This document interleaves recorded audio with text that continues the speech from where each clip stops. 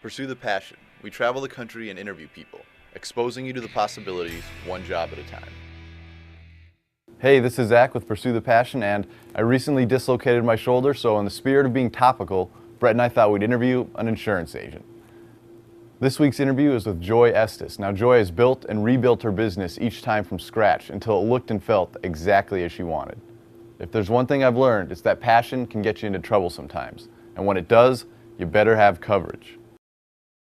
I reported to West Point Military Academy on July the 4th, 1976, probably 16 or 17 years old. In the first class and the first woman accepted.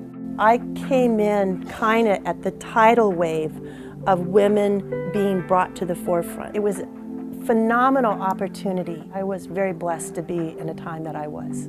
Each individual staff person that works for me has their street sign, the date that they went to work for me, and also the name. So Patty's Place, Amy's Avenue, David's Drive.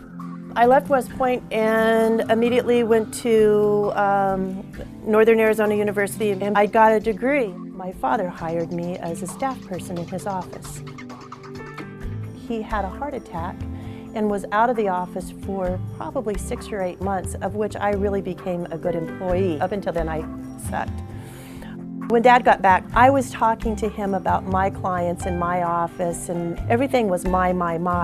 And my dad, in all of his loving and forth-thinking, said, "No, not yours, mine.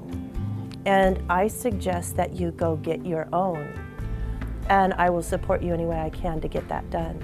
The entire office is based around this. I wish that I could say I was the creative genius, but the entire office is created around this picture. Everything that's in that picture I've brought to this office, and if it's not here yet, someday it will be. The term scratch, they call it new market now, but it's where you have no clients. You just have the opportunity to go start knocking on doors.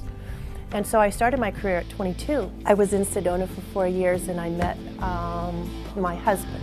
He lived in Scottsdale. I lived in Sedona, and I commuted 5 hours a day on the road.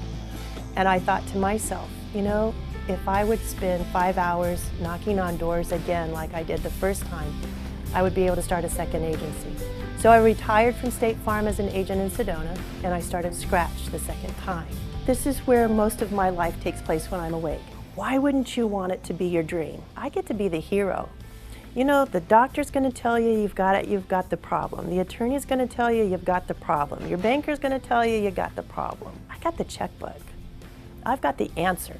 I think it's awesome. I think it's awesome.